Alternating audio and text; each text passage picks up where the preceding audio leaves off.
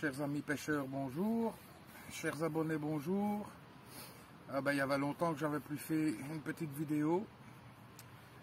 Oui, écoutez, vous savez bien, avec toujours cette même saloperie qui circule. Puis en plus de ça, je vais vous avouer, j'ai quand même hésité pendant un bon moment avant de prendre mon permis de pêche. Parce que, comme vous le savez peut-être tous, si pas certains, ici en Belgique, du moins on a quand même,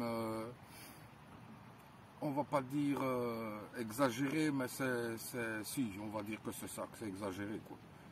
Parce que bon, maintenant en Belgique, malheureusement, le permis à carpe de nuit, comme on peut mettre une troisième canne, et que grâce à cette troisième canne, on est quand même monté à 120 € pour un permis. J'ai hésité, je vais vous avouer, très longtemps avant de prendre ce fameux permis. Bon, comme en Belgique, on n'a pas des tonnes et des tonnes et des tonnes de plans d'eau, et les seuls plans d'eau qu'on a, ils sont quand même plus que rabattus. C'est même quasiment mission impossible de pouvoir au moins aller mettre une ligne quelque part. Je me suis dit, je vais pas vous laisser tomber. Et j'ai quand même pris mon permis canal. Ici, on est sur une pêche plutôt au coup du soir, parce que j'ai pas encore eu beaucoup de temps avec le travail de faire une nuit complète. Donc ça va faire maintenant 4 fois que je viens pêcher en coup du soir. J'espère prendre quelque chose aujourd'hui. J'ai déjà touché quand même du poisson les fois d'avant, mais j'étais tout seul. Donc comment je n'ai pas su filmer comme je fais d'habitude, je n'ai pas su commenter comme je fais d'habitude. J'ai juste le crédit de peut-être vous mettre les photos de ce que j'ai pu faire. C'est pas des poissons énormes, mais apparemment il n'y a pas que moi pour l'instant, c'est que du petit qui est sorti. Malheureusement, comme je vous ai dit, j'ai pas su filmer, j'ai pas su commenter parce que j'ai le fiston qui a trouvé du travail, et comme il travaille en restauration, je suis plus souvent à la pêche tout seul qu'avec lui, comme d'habitude. Ici, il est là, il est en congé. Donc c'est ça que je profite de faire une vidéo avec vous. Et je voudrais continuer un petit peu le chapitre bouillette. J'avais survolé un petit peu le truc à une vidéo. Et je voudrais simplement ajouter certaines choses. C'est que voilà, c'est qu'il est possible de faire une bouillette 100%, on va dire, bio. C'est-à-dire une bouillette que franchement... écoutez, vous pouvez la manger, c'est pas ça qui vous c'est pas ça qui vous rendra malade. J'ai le fiston qui ici, je vais vous le dire franchement, s'il est d'accord, il n'a qu'à dire un grand oui, ainsi tout le monde entendra. Qui, quand je fais des bouillettes fruitées par exemple, si je ne sauve pas la pâte, il n'y a plus de pâte. Oui. Parce que voilà, c'est que des produits naturels. Quand je dis des produits naturels, ce sont encore une fois que des, je me répète peut-être, mais ce sont que des produits qui viennent ou de l'Oreca ou d'un grossiste en boulangerie-pâtisserie. Donc, comme je vous dis, il n'y a rien de contraire dans mes bouillettes. Maintenant, encore une fois, c'est vrai que il faut savoir avaler quand même une bouillette à base de crabe. Hein, c'est pas comme une bouillette, je vais dire fruitée ou crémeuse, donc style comme je peux faire chocolat, noix de coco, fraises, orange, voilà. Mais ce sont des produits 100% naturels. Même le sucre, même le sweetener, ce n'est même pas un sweetener en fait. C'est un produit qu'on rajoute dans les aliments qu'on peut donner aux bovins.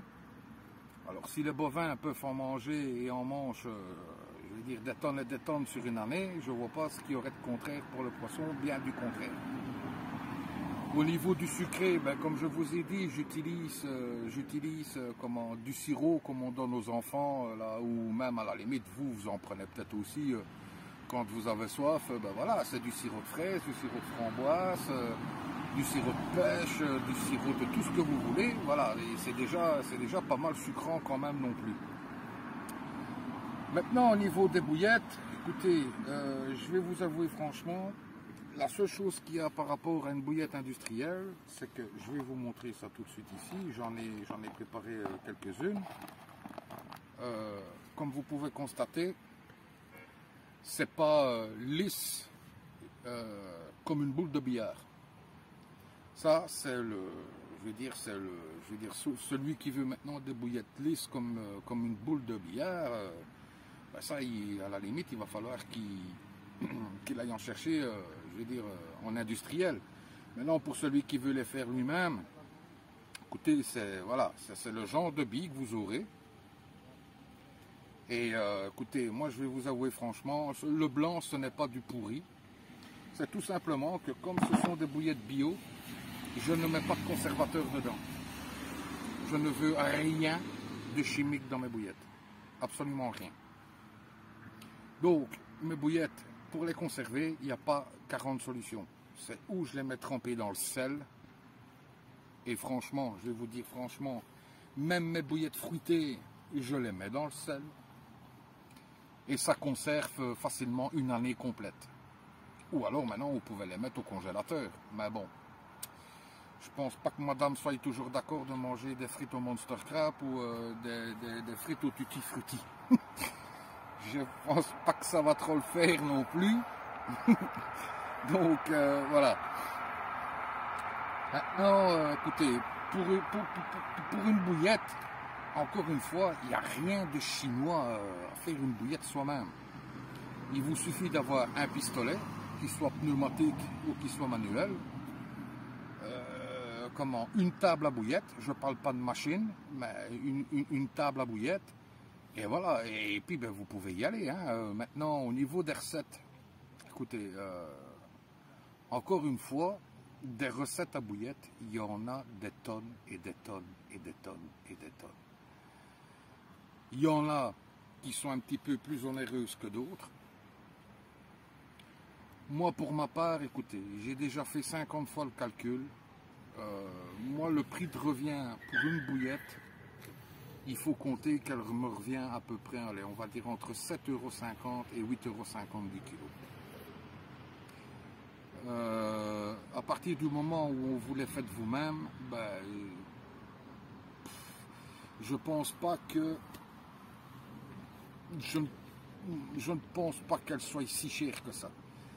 Maintenant, il y a peut-être moyen d'avoir des bouillettes moins chères, mais écoutez, encore une fois, quand vous mettez certaines choses dans la boule en question et que ça vient de l'Horeca ou que ça vient, on va dire, du système boulangerie-pâtisserie, bon ben voilà, les produits je vais pas dire ne sont pas donnés, mais les produits, voilà, ça coûte un petit peu, mais si maintenant vous faites comme moi que vous achetez au litre, par exemple, ben ça vous revient quasiment à rien du tout, parce qu'on fonctionne en millilitres et pas en centilitres. Maintenant, si vous voulez une base pas une bonne bouillette, mais pour une bouillette par exemple, mais c'est tout con. Il n'y a pas 40, il y a pas 40 farines à mettre dans un mix. Déjà un mix de base. Dans un mix de base, par exemple, voilà, on va aller chercher de la farine de maïs, de la semoule de blé. Moi, je mets quand même un peu de farine de blé pour dire de coller tout l'ensemble, et de la farine de soja. Bon, maintenant, je sais que la farine de soja en elle-même, tout le monde l'utilise pour ses pouvoirs, je vais dire, collants. Mais n'y allez pas trop, je vais dire, n'ayez pas trop la main lourde, pardon.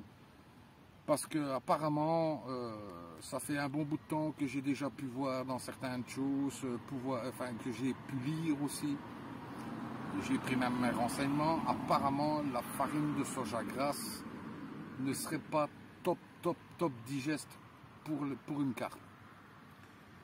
Donc moi maintenant je vais vous avouer que au niveau de ma bouillette, j'ai abandonné la farine de soja pour de la farine de pois chiche, qui est elle beaucoup plus digeste, et en plus de ça au niveau des protéines et au niveau des glucides est beaucoup plus important que pour la farine de soja.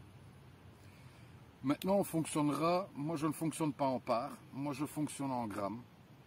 Donc pour ce mix de base, on fonctionnera comme ça. 200 de farine de maïs, 200 de semoule de blé, 100 de farine de blé, et je compte 200 de farine de pois chiche, ou de farine de soja, si maintenant vous ne trouvez pas de farine de pois chiche.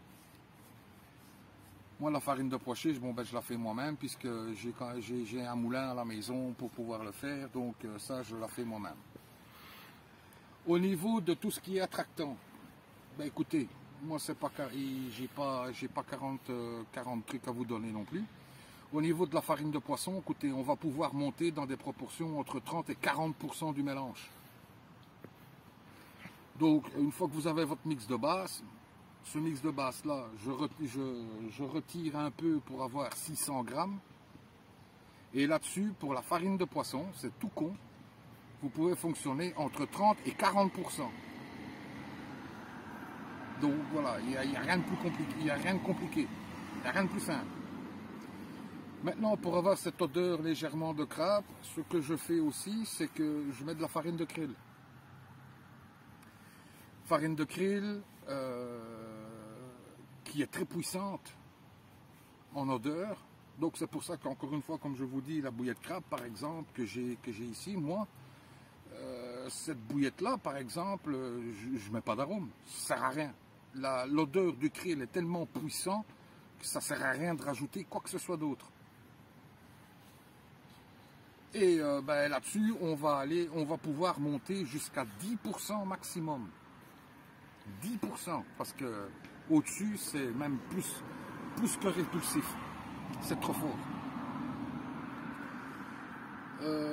Au niveau du liquide en lui-même, je roule aux œufs. Je suis encore à l'ancienne. Moi, il ne faut pas me parler de bouillette à base de poudre d'œuf. Bon, je ne dénigre pas cette façon de faire. Moi, j'ai déjà essayé, c'est une fois ou même 2 fois. J'ai de la purée à la sortie de la machine. Donc, j'ai abandonné ce système. Et moi, je roule aux œufs. Je chipote le midi à 14 h. Je prends les œufs, je les clappe dans un mixeur et en avant, on n'en parle plus et au moins l'affaire elle est classée. Et moi, ça fonctionne très bien comme ça. Et je pense que je fonctionnerai toujours comme ça. Et puis en plus, écoutez, ça coûte pas si cher que ça pour un carton de 30 œufs dans une grande surface ou même des cartons de 20 œufs, ça dépend ce que vous voulez faire. Mais bon, au niveau des œufs, par exemple, moi ce que je peux faire, c'est que je compte 8 œufs pleins, donc jaune et blanc, et je compte 2 œufs où je ne prends que le blanc. Ça va aider aussi à coller votre bouillette au niveau de la cuisson. Dans ces œufs, je viens simplement rajouter de l'huile. De l'huile de saumon, de l'huile de thon, de l'huile de ce que vous voulez, même de l'huile de piment. Voilà, ça c'est à vous à choisir le type d'huile que vous voulez. Je mets un peu d'épices aussi. Au niveau des épices, au niveau de cette bouillette, au niveau des épices, ben, ça peut varier. Maintenant, forcément, il y a le fameux Robin Red. Mais bon, Robin Red, écoutez, au kilo, je vais vous avouer franchement, c'est pas donné. Ça peut varier entre 15 et 25 € du kilo. Donc le Robin Red, bye bye. Pour remplacer le Robin Red, d'après ce que j'ai pu comprendre, il y a le paprika qui coûte quasiment rien du tout. Donc ben, je vais dans des proportions entre 25 et 40 grammes de paprika. Et alors ce qu'on va faire surtout, c'est que c'est tout bête, c'est que dans les mêmes proportions, il y a la fameuse poudre d'ail. l'ail, la Carpador. Pardon, la Carpador. Et de l'ail, je peux vous assurer que j'en mets aussi bien dans ce style de bouillette. Maintenant, quand je parle de farine de poisson, ça peut être de la farine de saumon, de la farine de thon. Voilà. Maintenant, celui qui veut vraiment de la bouillette haut de gamme, il peut aller chercher de la LT, par exemple, hein, de la farine de poisson LT. Là, forcément, vous aurez le top en farine de poisson, mais ça vous reviendra peut-être un peu plus cher. Mais l'ail, ça, je peux aussi bien mettre de l'ail dans ma bouillette épicée que dans ma bouillette carnée. Maintenant, voilà, ça c'était pour tout ce qui était carné épicé. Maintenant, au niveau de la bouillette elle-même fruitée, bah, ça je ne me casse pas la tête non plus. La base, elle est toujours la même. Et puis, bah, vous mettez des produits sucrés, des produits du style, comme je vous dis, sirop, sucre de canne. Celui qui veut acheter du NHDC, pardon, ou du sweetener liquide ou des trucs comme ça c'est à votre libre choix, à vous. Donc voilà, c'était le point plus qu'important. J'espère que j'ai répondu à ta question, bon, on va dire John, que tu m'avais demandé, que j'ai survolé un petit peu la fois passée. Ici, ben voilà, tu as plus ou moins une proportion de ce que je peux faire. C'est pas exactement ça que je fais, mais c'est déjà une base que je vous donne. J'ai quand même mes petits secrets qu'il faut quand même que je garde un petit peu pour moi aussi. Donc, ben, faites des essais, faites des expériences, allez pêcher, et dites-vous que, ben voilà, j'aurais peut-être pas dû mettre ça, j'aurais peut-être mis ça, j'aurais dû mettre un petit peu plus ou un petit peu moins, mais bon, voilà, allez-y par touche d'1 kilo. Donc, ben voilà, écoutez, on va faire comme d'habitude. J'espère que, ben, je vous dis encore une fois, j'espère quand même faire quelque chose. Cette fois-ci, comme le fiston est là, ben, si je fais quelque chose, ben, ça sera filmé, ça sera commenté. Vous aurez tout en direct, quasiment. Maintenant, si maintenant il y a si maintenant il y a une vidéo, je vais dire en direct, une fois qui vous intéresse, dites-le moi en commentaire. Et on fera une fois un direct et je répondrai à vos questions en direct ici donc sur ma chaîne. Dites-le moi et à ce moment-là on programmera ça, il n'y a pas de souci. Ça serait pas mal en fait, en plus. Et et voilà. Maintenant, encore une fois, à la fin de cette vidéo, si je n'ai pas la chance de pouvoir toucher quelque chose cette fois-ci, je vous mettrai quand même les 3 poissons que j'ai pu faire ici sur ces 2 derniers jours. Et ainsi, ben, vous verrez qu'encore une fois, je ne vous mens pas, que depuis le début de ces épisodes, depuis le début de ma chaîne, les bouillettes que je peux utiliser, encore une fois, ce sont des bouillettes 100% bio. Je vais vous dire, j'espère à tantôt, et ciao ciao. Voilà, je vous présente une coco, 12 kilos, tout rond. J'ai pas su filmer le combat parce que j'étais tout seul. Et ici, j'ai le poteau qui est venu me rejoindre. Donc, je sais quand même vous présenter ce poisson. Donc, vous voyez bien que comme je vous ai expliqué depuis le début, bouillette 100% bio. Pas 1 gramme de chimique. Et vous voyez que ça fonctionne. Et elles en redemandent en plus. Par rapport aux photos que je vais mettre avec juste derrière, il n'y a rien à redire. Maintenant, je vais la remettre. J'espère vous en présenter d'autres. Si pas, je vous dis à la prochaine. Allez, ciao, ciao!